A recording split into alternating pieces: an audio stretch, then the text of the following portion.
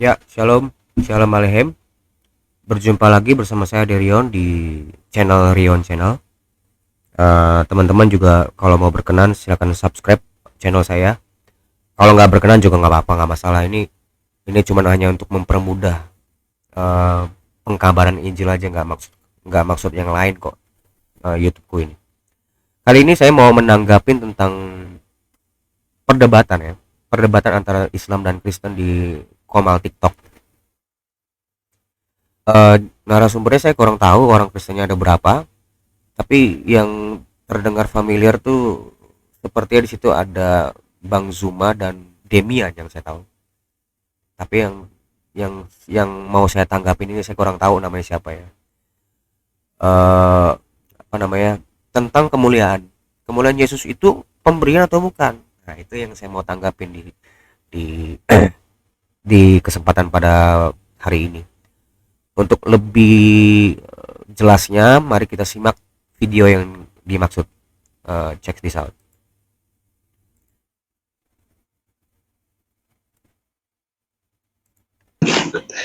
Udah, belum ya? Bukan. Kamu bilang tadi Yesus itu adalah manusia, gugur kamu. Artinya sebelum Selang, apakah ada atau jasadnya Yesus? jangan potong dulu. Ketika Saya tanya sebelum dunia ada, apakah yang ada itu dengar. Sebelum dunia ada, apakah yang ada itu adalah kemuliaannya Yesus atau jasadnya Yesus? Nah, pertanyaan begini, sebelum dunia ada, apakah yang ada itu jasadnya Yesus atau kemuliaannya Yesus? Yang namanya manusia itu ada, dunia dulu baru ada. Dunia dulu ada, baru manusia. Manusia turun ke bawah sampai Maria, barulah kemanusiaan Yesus itulah lahir di rahim Maria. Tentu kemanusiaan Yesus belum ada sebelum dunia ini ada. Jadi yang untuk perlu ditekankan ya sebelum masuk ke substansi ya, saya mau menjelaskan ini. Matius 1, ini saya belum masuk ke substansinya. Matius 1 ayat 25. Jadi kadang teman-teman kekristenan ini juga ngomong tuh langsung generalisasi gitu. Oh, sebelum dunia ini ada, Yesus juga udah ada. Nah, mindsetnya orang Islam itu kan gak nyambung. Yang namanya Yesus itu siapa sih? Yesus itu adalah anak laki-laki yang dilahirkan oleh Maria. Makanya disebut ia melahirkan anak laki-laki dan Yusuf menamakan dia Yesus. Yesus itu nama anak laki-laki, Pak. Nama anak laki-laki. Dimana kan sebentar. Yohanes 1 ayat 1 di sini ya. Ada. Pada mulanya adalah firman. Firman itu bersama-sama dengan Allah dan firman itu adalah Allah. Firman itu kan telah menjadi manusia. Firman itu telah menjadi manusia. Kemanusiaannya itulah yang bernama Yesus. Anak laki-laki itu namanya Yesus. Bukan nama firman itu namanya Yesus. Firman bernama Yesus, bukan seperti itu.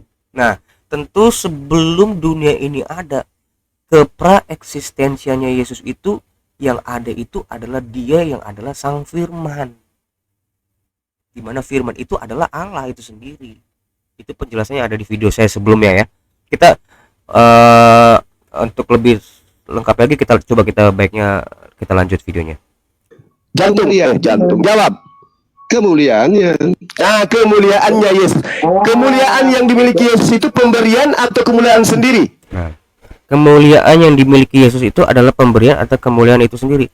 Mindsetnya Bang Zuma ini menjadi benar kalau faktanya kemanusiaan Yesus itu sudah ada sebelum dunia ini ada. Nah, itu salah. Harusnya kita menjawab itu dengan jeli.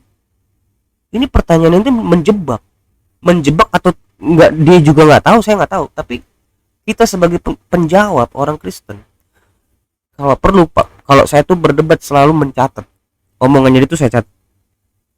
Supaya apa? Supaya kita tepat guna gitu. Kita percuma ngomong panjang-panjang tapi nggak sesuai dengan apa yang ditanyakan. Jadi dan kita untuk Ini juga tips buat teman-teman yang untuk berdebat, biar kita itu menjawab itu jangan terlalu panjang. Kita juga jadi capek gitu, karena kebiasaannya orang polemikus itu kan udah nanya satu, dia nanya ke hal yang lain. Harusnya fokus gitu, fokus aja dulu ini. Yang ditanya sebelum kemanusiaan Yesus, sebelum dunia ini ada, apakah Yesus itu jasad atau enggak, itu dia udah fokusnya di sebelum dunia ini ada. Fokuskan dulu pikiran kita sebelum dunia ini ada. Jawabannya apa? Ya, sebelum dunia ini ada, kemanusiaan Yesus belum ada. Itu mesti dilempar dulu ke mereka supaya mereka paham. Ya kan kalau kayak gini kan, oh berarti coba kita lihat. Ya kemuliaan itu sendiri dong. Ya, kemuliaan. Berarti bukan jasadnya kan? Gugur kan? Gugur sisi kemanusiaannya kan? Nah sekarang Gugur sisi kemanusiaannya. Kenapa gugur? Belum belum jadi manusia. Karena itu kan pertanyaannya penggiringan. Entah dia nggak tahu atau tahu, dia sadar atau tidak sadar tentang pertanyaannya, kita jangan tergiring. Itu kalau menjawab itu mesti jeli. Karena kalau jawaban kita nggak jeli, walaupun benar maksudnya, saya tahu Bapak ini namanya siapa sih? Pak Abdon. Pak Abdon segala saya tahu. Pak Abdon ini isi kepalanya pun saya tahu. Karena itu kan kita satu iman itu. Tapi kalau jawabannya itu kurang tepat, itu jadi gampang untuk dipelintir-pelintirin gitu loh. Seperti itu sebenarnya yang terjadi di perdebatan ini. Tapi bukan ini intinya ya. Saya mau membahas tentang kemuliaan. Kita berlanjut. saya tanya, kemuliaan yang ada pada diri Yesus, dengarkan, kemuliaannya itu kemuliaannya sendiri atau kemuliaan pemberian Tuhan? Ya, jangan nyerocos terus, saya terangkan. Jadi, Oke. Kemuliaan itu pemberian atau milik Yesus. Gimana coba ulang? sebelum Pemberian Tuhan. Kemuliaannya itu kemuliaannya sendiri atau kemuliaan pemberian Tuhan? Kemuliaannya itu kemuliaan miliknya sendiri atau pemberian Tuhan. Nah, itu konteksnya ada di Yohanes 17 ayat 5. Sebentar. Nah, ini konteksnya di mana Yesus berdoa kepada murid-muridnya ya. Oleh sebab itu, Yohanes 17 ayat 5. Oleh sebab itu ya Bapa, permuliakanlah aku padamu sendiri dengan kemuliaan yang kumiliki. Jelas ini milik, kepemilikannya dia. Ini bukan dia meminta yang bukan dia miliki, bukan. Dia meminta sesuatu yang dia miliki. Nah, kenapa dia minta ini? Kenapa? Nah, ini dia jawabannya. Filipi 2 ayat 16. Yang walaupun dalam rupa Allah firman, dia sebagai firman tidak menganggap kesetaraan dengan Allah. Artinya memang dia setara sebenarnya, tapi tidak menganggap kesetaraan dengan Allah itu sebagai milik yang harus dipertahankan, melainkan telah mengosongkan dirinya sendiri. Mengosongkan diri sendiri artinya dia tidak mempertahankan suatu hal yang dia miliki gitu, melainkan mengosongkan diri dan mengambil rupa seorang hamba dan menjadi sama dengan manusia. Dan dalam keadaan manusia itulah ia telah merendahkan dirinya dan taat sampai mati, bahkan sampai mati di kayu salib. Ya, kita balik lagi kepada Yohanes 17 ayat 5 tadi. Kenapa di sini disebut permuliakan aku? Kenapa disebut sini disebutnya permuliakanlah aku padamu? Seakan-akan itu bukan kemuliaan apa? Dia baru dimuliakan kan? Enggak. Karena jawabannya ini. Karena dia datang ke dunia ini mengosongkan dirinya dan tidak menganggap kesetaraan dengan Allah yang harus dipertahankan. Sorry, mana sih tadi?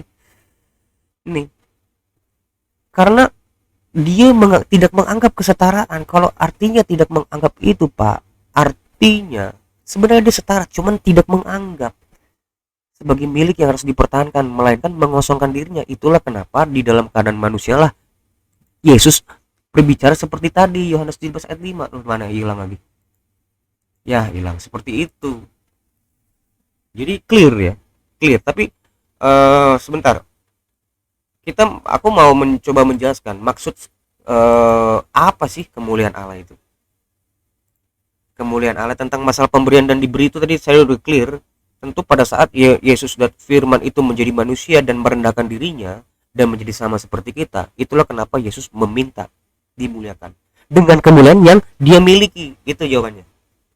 Jadi mesti tegas, timelinenya mesti jelas. Sebelum Yesus itu yang dalam konteks kepraeksistensian dia sebelum menjadi manusia, tentu kemuliaan itu adalah miliknya juga, karena firman itu bersama-sama dengan Allah dan firman itu adalah Allah. Tapi pada saat firman itu menjadi manusia, kemanusiaannya itulah yang meminta kepada Bapa untuk agar dia dipermuliakan dalammu. Gitu. Kira-kira seperti itu.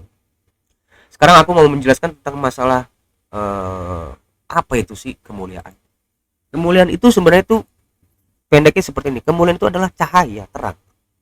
Makanya di dalam kitab Yeskiel, sebenarnya banyak di dalam, kalau teman-teman mau kaji, cuman hanya saya akan tunjukkan cuma satu ayat aja. Yeskiel berapa? 10 ayat 4. Dalam pada itu, ini perjanjian lama ya. Dalam pada itu kemuliaan Tuhan naik dari atas kerub dan pergi ke atas ambang pintu bait suci, dan bait suci ini dipenuhi oleh awan itu, dan pelatarannya penuh dengan, lihat apa di sini? Sinar kemuliaan Tuhan. Jadi kemuliaan itu berupa sinar, cahaya, terang. Makanya di dalam 1 Timotius 6 ayat 16, dialah satu-satunya yang tidak takluk kepada maut, bersemayam dalam terang yang tak terhampiri. Bersemayam dalam terang, bukan bersemayam dalam tempat yang terang, enggak. Bersemayam dalam terang. Karena apa? Karena Allah itu terang. 1 Yohanes berapa? 1 Yohanes 1 ayat 5. Dan inilah berita yang telah kami dengar dari Dia dan yang kami sampaikan kepada kamu. Allah adalah terang, dan di dalam Dia sama sekali tidak ada kegelapan. Jadi terang itu adalah Allah itu sendiri. Gitu. Sebentar. Terang itu adalah Allah itu sendiri. Makanya Yesus ngomong. Maka Yesus berkata pula kepada orang banyak, katanya, akulah terang dunia. Dialah terang itu sendiri. Ini sebenarnya secara implisit Yesus menyamakan dirinya. Yesus menyatakan dirinya itu adalah yang ilahi, karena dia menyebut akulah terang dunia. Padahal orang-orang Yahudi tahu persis yang namanya terang itu ya Tuhan. Yang lainnya gelap. Yang terang sesungguhnya ya, bukan lampu. Lampu itu mah apa itu? Lampu, alat bantu cahaya. Kalau terang sesungguhnya itu ya dia itu sendiri. Karena Allah itu terang itu sendiri.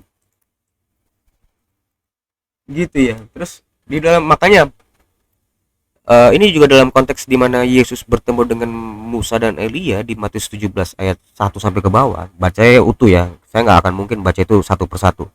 Di ayat 2-nya dijelaskan. Lalu Yesus berubah rupa di depan mata mereka. Wajahnya bercahaya seperti matahari terang, dan pakaiannya menjadi putih bersinar seperti terang. Terang itu. Tapi belum seutuhnya, karena apa? Itu di mana ya? Karena Yesus berkata juga di dalam kitab Yohanes berapa nih? Ya 1 Yohanes 1. Bukan di kitab 1 Yohanes 1 ayat 7 ya. Tetapi jika kita hidup di dalam terang sama seperti Dia ada di dalam terang. Bukan ini. Maaf. Ini Yohanes 12 ayat 35. Kata Yesus kepada mereka, hanya sedikit waktu lagi terang ada di antara kamu. Selama terang itu ada padamu, percayalah kepadanya supaya kegelapan jangan menguasai kamu. Barang siapa berjalan dalam kegelapan, ia tidak tahu kemana ia pergi. Jadi kenapa Yesus mengatakan hanya sedikit waktu lagi terang ada di antara kamu? Kan sebelumnya kan di Gunung Tabor itu kan Yesus kan sudah menyampaikan diri dalam rupa terang. Berarti udah pernah dong. Tapi kali ini di Yohanes ini Yesus mengatakan hanya sedikit waktu lagi terang ada di antara kamu. Ini bukan hal yang kontradiksi. Pada saat Yesus bangkit, dia benar-benar kembali dalam terangnya. Itulah kenapa di dalam Kisah Para Rasul ya, dalam perjalanan Paulus, di mana tentu kita tahu namanya di timelinenya itu Paulus itu kan didatangi oleh Tuhan itu kan di perjalanan di Damsyik setelah Yesus bangkit. Yang Paulus lihat itu cahaya yang dia lihat. Makanya Saulus ngomong, jawab Saulus, siapakah engkau Tuhan? Akulah Yesus yang kau aniaya. Ini juga sekaligus untuk menjawab pertanyaan, kok adik, pernah juga orang muslim nanya gini, kok Adirian di sini kok tiba-tiba Paulus tahu itu Yesus, berarti ini karangan? Bukan seperti itu. Orang-orang Yahudi, orang-orang Israel saat itu tahu yang namanya Allah itu ya terang. Tapi yang mendatangi dia tuh berupa terang. Makanya dia ngomong, siapakah engkau Tuhan? Ini terang yang benar atau bukan nih? Karena malaikat juga terang. Malaikat itu juga bukan malaikat itu juga malaikat itu apa ya? Bisa menjadi terang, tapi bukan terang itu sendiri. Malaikat pun bisa, iblis pun bisa. Iblis ya maksudnya. Iblis itu pun bisa menjadi terang, tapi bukan terang itu sendiri. Bukan terang sesungguhnya. Malaikat yang terang. Iblis itu kan disebut malaikat yang terang. Dulunya iblis itu adalah malaikat, tapi itu nantilah saya jelaskan. Kita kembali ke sini dulu. Siapakah engkau Tuhan? Akulah Yesus yang kau aniaya. Dia belum tahu yang datang ini siapa. Tapi yang dia tahu ini pasti Tuhan. Ini pasti Allah itu sendiri, karena yang datang ke dia itu berupa cahaya. Cuma dia hanya memake sure benarkah ini Tuhan gitu. Akulah Yesus yang kau aniaya itu dan sebagainya. Itu. Jadi poinnya itu, Saulus pun atau Paulus pun yang ditemui setelah Yesus bangkit itu oleh Yesus itu kan berupa terang. Begitu juga nanti kita, setelah kita nanti ke surga itu, kita berupa terang juga. Kita berupa terang juga. Di mana ya, sebentar ya?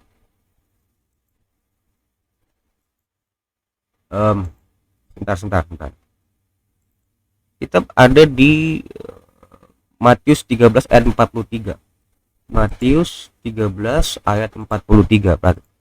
Matius 13 ayat 43.